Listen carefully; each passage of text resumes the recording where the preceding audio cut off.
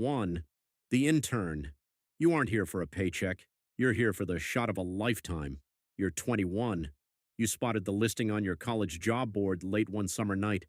SpaceX internship, Hawthorne, 10 weeks.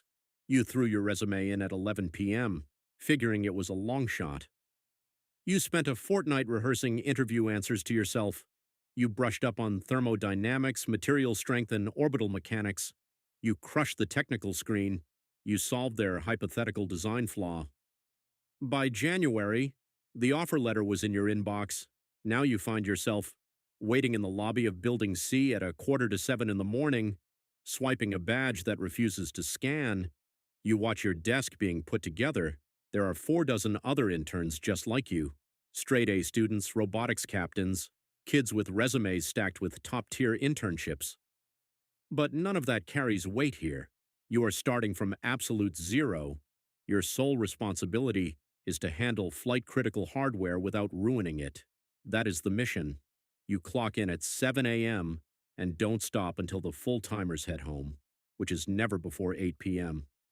You inhale your lunch at your keyboard because the rest of the floor is doing the same, and you refuse to be the intern caught taking a break.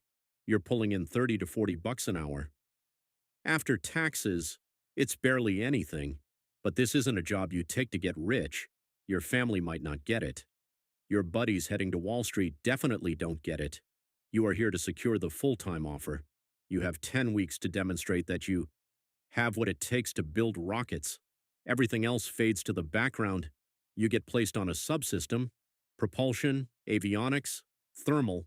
You opt for structures because you're a wizard at CAD. Your initial assignment is tedious. Update a legacy assembly schematic to reflect new part specs. A veteran engineer hands you a massive PDF and points you to the master file. You are given half an hour to figure out the software. You do it in 15 minutes. You spend the next 3 hours painstakingly verifying dimensions. You catch a mistake. A clearance hole is misaligned by a single millimeter. You flag it to the senior engineer. He double-checks your math, then quietly implements the fix. You don't get any credit, but week 2 is different. The engineer tosses you an old component designed by a former employee and tasks you with running a tolerance stack-up. You spend hours digging through legacy files and cross-checking the shop's machining limits. You spot 2 critical flaws: a bearing surface that's out of spec and an interface that's too tight on a primary load path.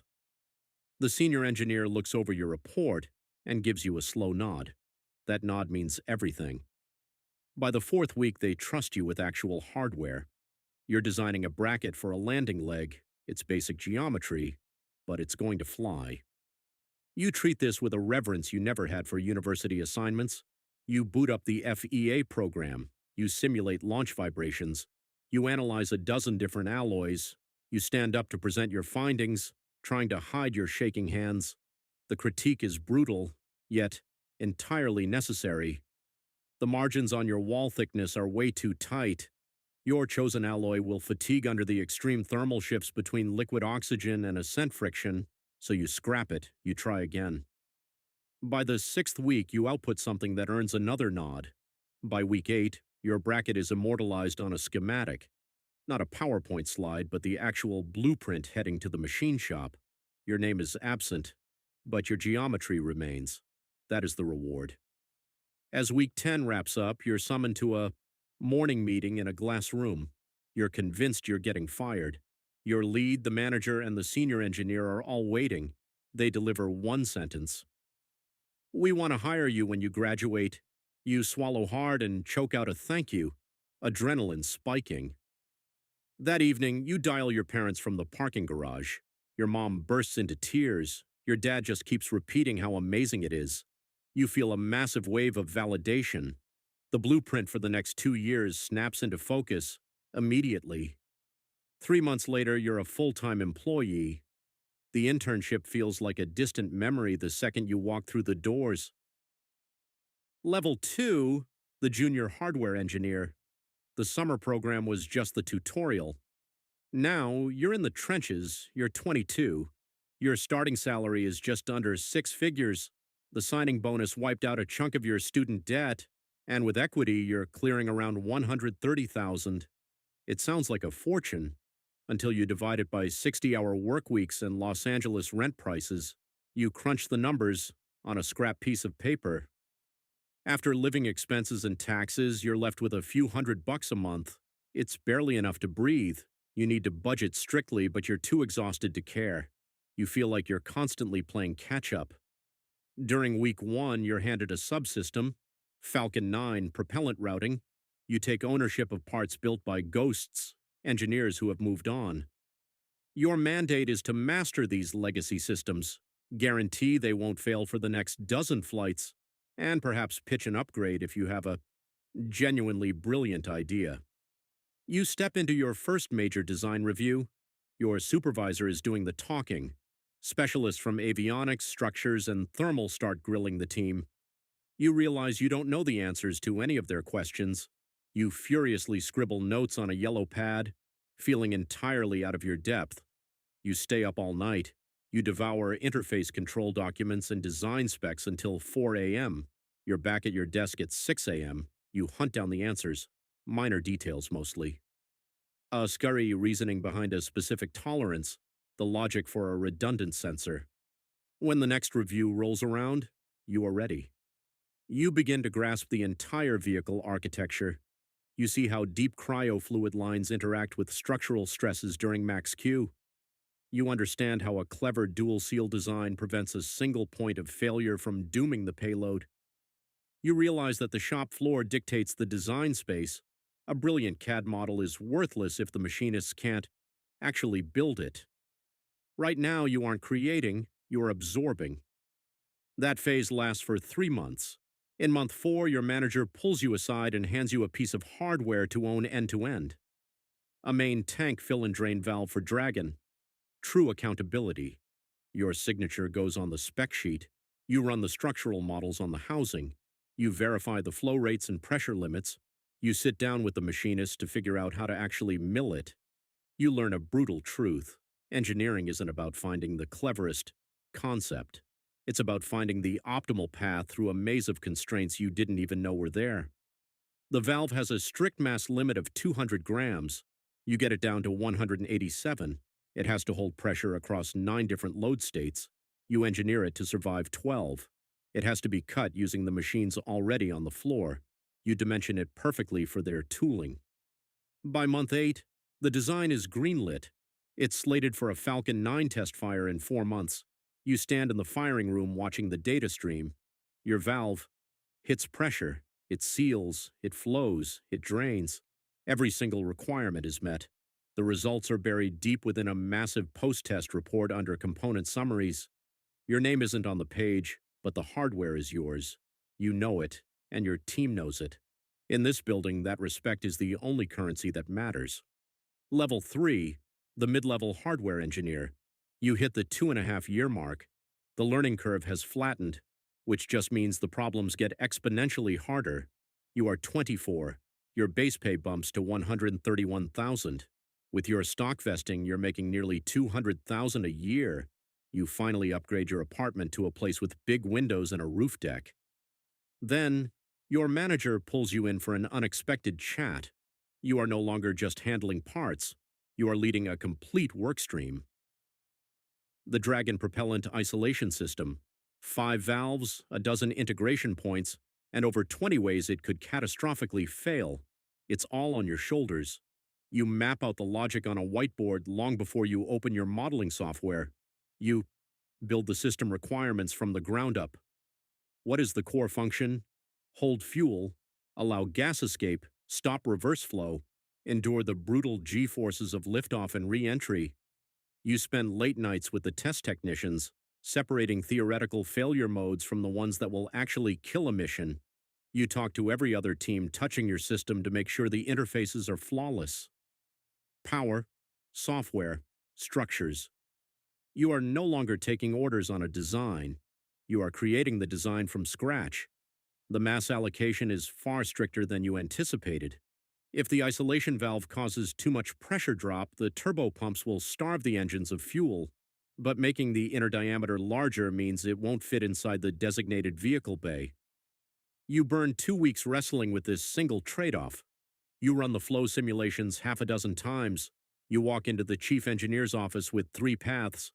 Path A is lightweight but risks pump cavitation. Path B is the middle ground. Path C is bulletproof but costs a fortune in mass and machining time. The chief looks at you and asks which one you would bet the mission on. You take a breath, and you recommend Path B. He holds your gaze for a second, and then nods. Your recommendation becomes the official baseline. It is your first major architectural decision. You spend the next 40 hours grinding through the failure modes and effects analysis. You walk the factory floor, talking to the technicians to find out exactly how this assembly could be messed up during production. You spot a vulnerability where extreme cold could shatter a seal. You redesign the flange bolting arrangement to ensure a single cracked seal won't vent the tank. The assembly goes through 8 different revisions. Then comes the critical design review. 19 veteran engineers are staring at your slides, including 3 industry competitors. Your logic stands up to the barrage of questions. They offer 3 minor tweaks that genuinely make it better. You update the models one last time. Half a year into the assignment, the design is locked. Dragon will carry your hardware to space in 2 years.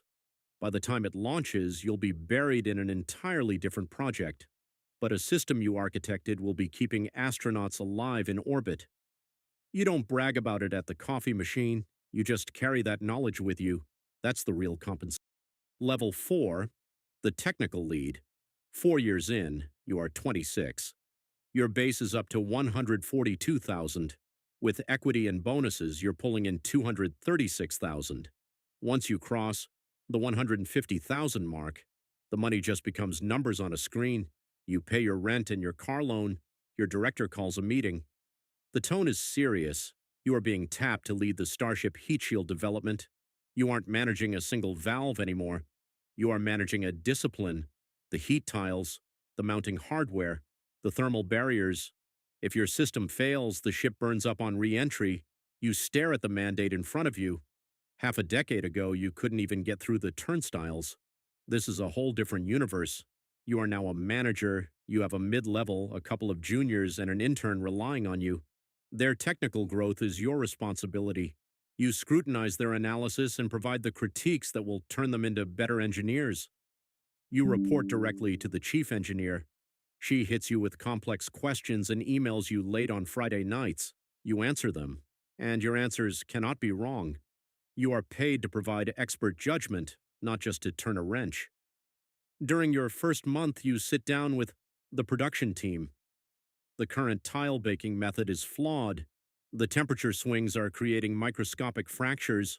You burn 6 weeks crunching the telemetry from the test stands. You draft a proposal for a completely revamped thermal curing cycle. Production is hesitant. They hate changing established processes.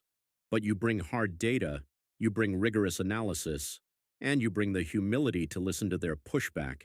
Their feedback refines your plan. You take the final proposal to the chief, and she signs off on a test run. Half a year later, the data proves it. Your new method is a success. Less breakage, higher throughput. Every Starship built from here on out will use your bake cycle. You make sure your intern who crunched the numbers with you gets first author on the internal white paper. It's those little acts of leadership that make you realize you're in. Level 5, the senior systems engineer, 6.5 years at the company. You are 28. Base salary, $169,000. With your massive stock vest, you're making over $250,000 a year, but you've realized that the paycheck is simply a metric of how much the company trusts you. You are now the lead systems engineer for the Merlin engine's thermal loops on the Falcon Heavy. The title underestimates the gravity of the role. Thermal is the lifeblood of the engine. Run it too hot and the turbine seals melt. Run it too cold and you lose critical performance. The margin for error is microscopic. You dictate the overarching strategy. You make the final calls. A month ago, you pitched a radical overhaul of the engine cooling jacket. The legacy architecture has been flying successfully for nearly a decade, but your new concept is vastly superior.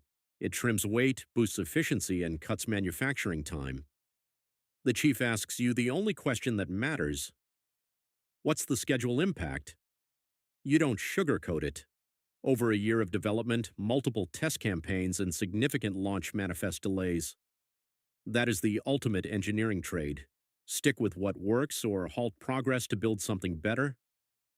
She greenlights your overhaul. You take command of a strike team, 12 experts across multiple disciplines. You run the war room.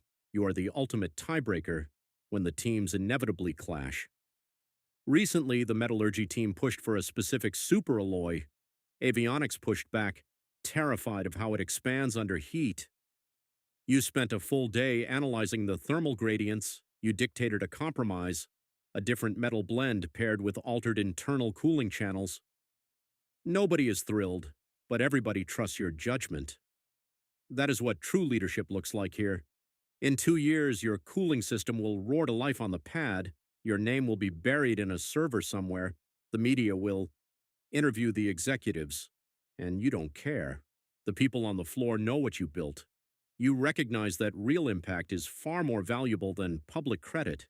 Your designs are powering human spaceflight. Headhunters have been hounding you. A lunar lander startup, a legacy defense contractor promising 40-hour weeks, a prestigious aerospace policy think tank. You turn them all down. You have unfinished business on this engine, and you honestly don't know what comes next. The machine keeps turning. At this exact moment, a college sophomore is scrolling through a job board. She spots the opening: SpaceX summer intern, structures team. She's a standout in her engineering club with a near-perfect GPA. She's been playing with CAD and stress simulation since high school. She submits her application late at night. She spends 2 intense weeks reviewing her thermodynamics textbooks. March rolls around and she gets the call. She shares the news with her parents, who are thrilled but clueless about the reality of what she just accepted. But she knows. Summer arrives and she travels to Los Angeles. On day 1, she's standing at the entrance struggling with a badge that won't scan. A senior engineer breezes past, badges her through, offers a quick welcome, and vanishes down the hall. She has no idea who he is. In half a year, she'll be modifying his CAD models. His veteran team will train her, mold her, and eventually turn her into his replacement. Right now, she's just wandering the floor looking for her cubicle. She boots up her machine. An email is waiting, detailing her very first task. A basic CAD exercise, a simple mounting bracket, verify the dimensional tolerances. She reads the prompt multiple times to ensure she doesn't mess it up. She gets to work. It's almost Friday, but the weekend means nothing here. The real work has finally started. The canceled plans, the sleepless nights, and the grueling technical hurdles are all in her future. But today, she is simply a new intern with a laptop and something to prove. Will she endure the crucible like you did, or will she level